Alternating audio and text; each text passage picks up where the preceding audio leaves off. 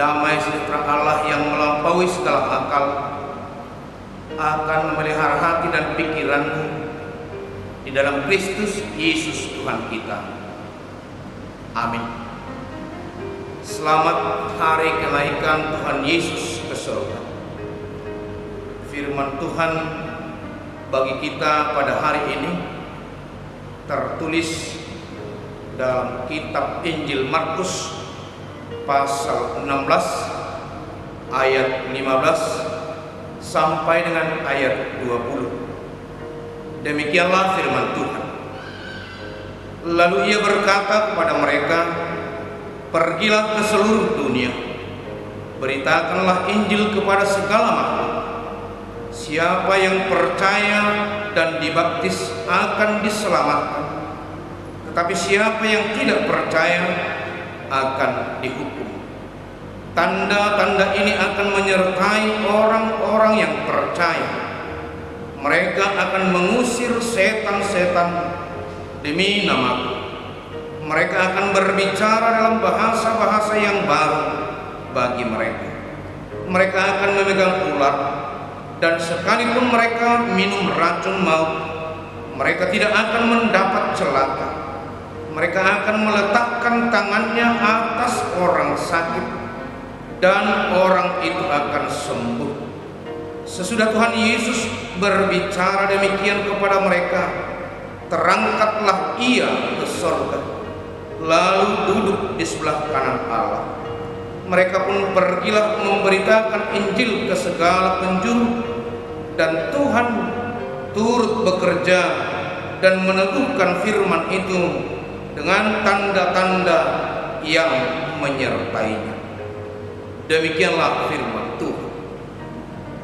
Jemaat yang dikasihi Tuhan, pada hari kenaikan Tuhan Yesus yang kita rayakan pada hari ini, tentu kita tidak boleh melupakan keseluruhan misi karya penyelamatan Allah di tengah-tengah dunia ini, yang dimulai dengan kelahiran Tuhan Yesus Kristus sebagai manusia sama seperti kita, kemudian dilanjutkan dengan kematian Tuhan Yesus di kayu salib, kebangkitan Tuhan Yesus dari antara orang mati, dan pada hari ini kenaikan Tuhan Yesus ke surga.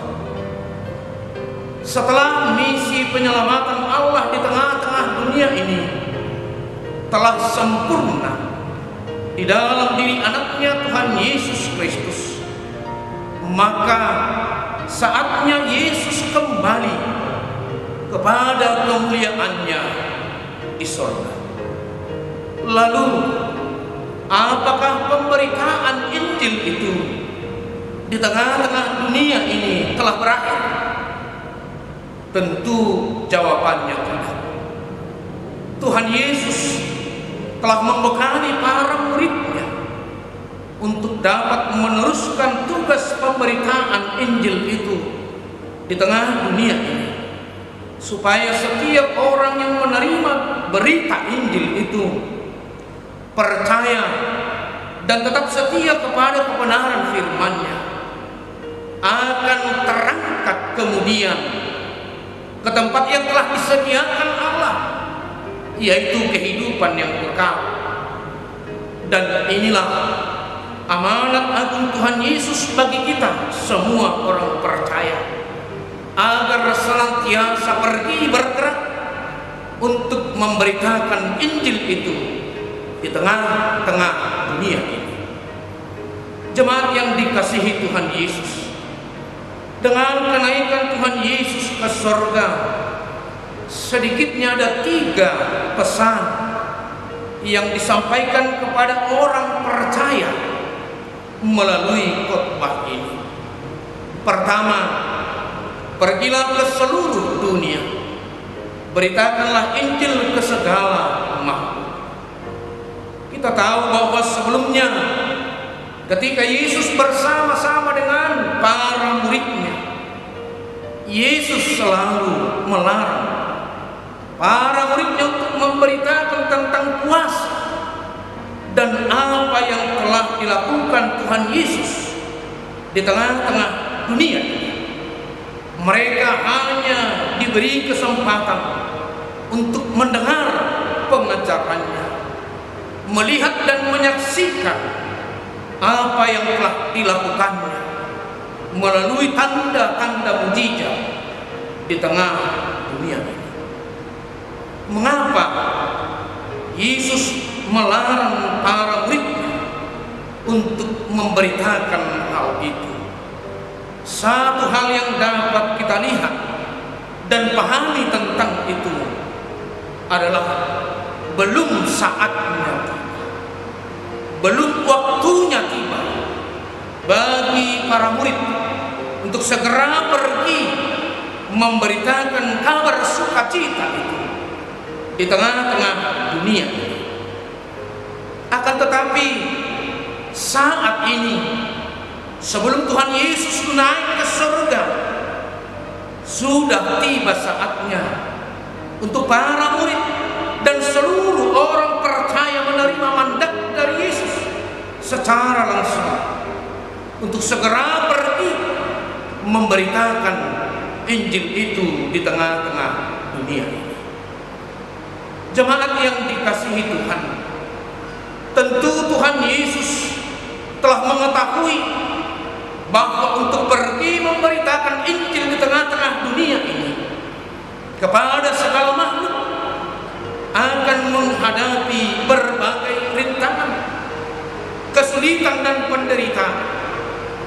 Maka untuk itulah Tuhan Yesus membekali dan memperlengkapi para muridnya untuk menghadapi orang-orang yang belum mengenal Yesus Kristus, untuk menghadapi orang-orang yang berbeda cara berpikirnya, karakter, sifat yang ada pada setiap orang di tengah dunia ini. Yesus membekali para muridnya. Yang kedua, pemberitaan Injil itu harus bertumbuh, berakar dan berbuah di tengah-tengah dunia.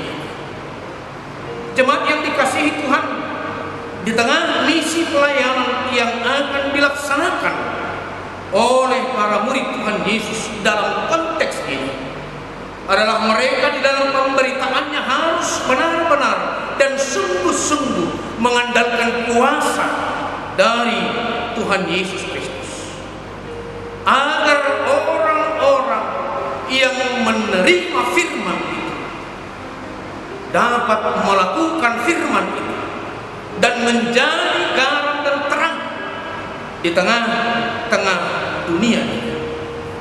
Mereka akan masuk ke dalam kuasa Yesus Kristus dan hidup dan bekerja di dalam terang Yesus Kristus di tengah-tengah kehidupannya. Mereka diangkat dari kegelapan dunia ini dan masuk ke dalam terang Yesus Kristus.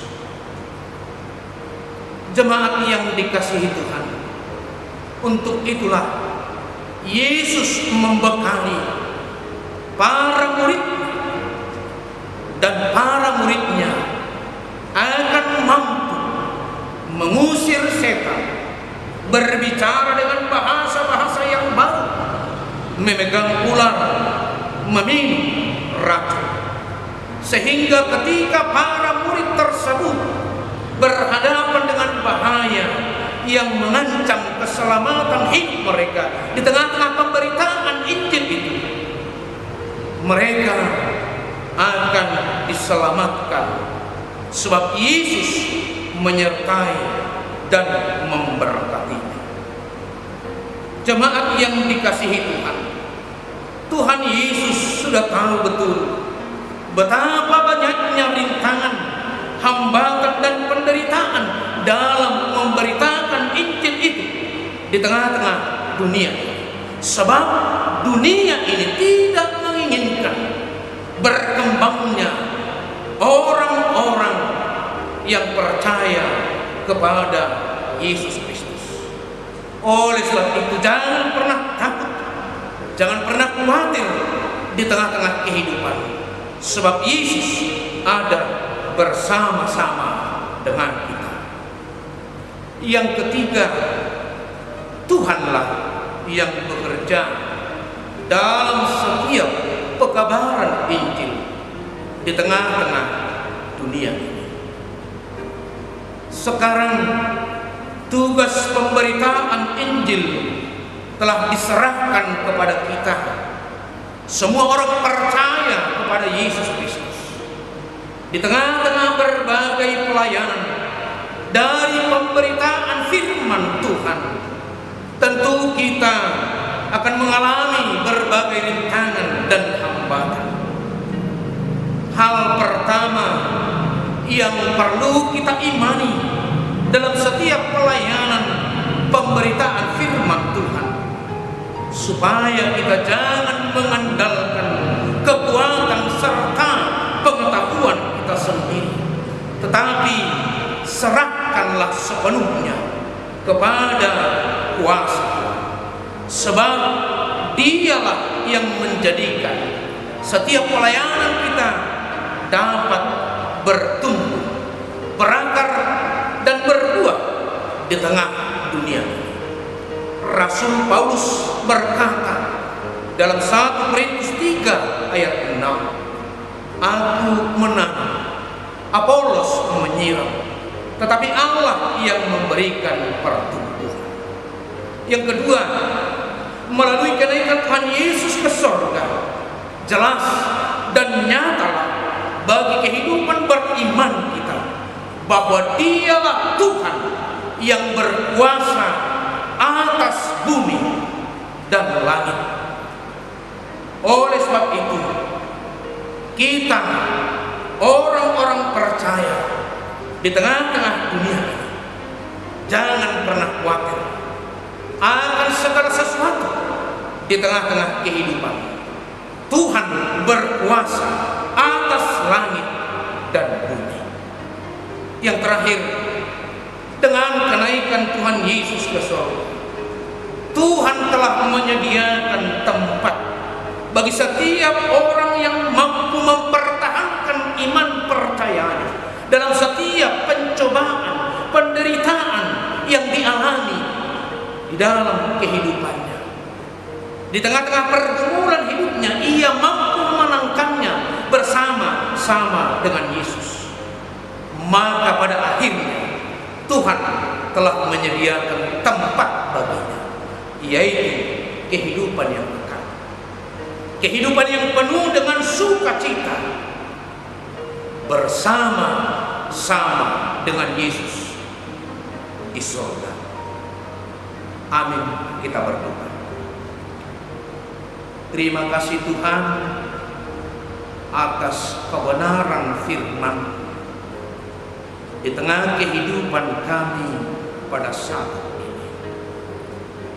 Kau telah kembali kepada kemuliaan untuk menyediakan tempat bagi kami, orang-orang yang setia mempertahankan iman percayanya dalam setiap pergumulan, pencobaan yang dialaminya di tengah kehidupan ini.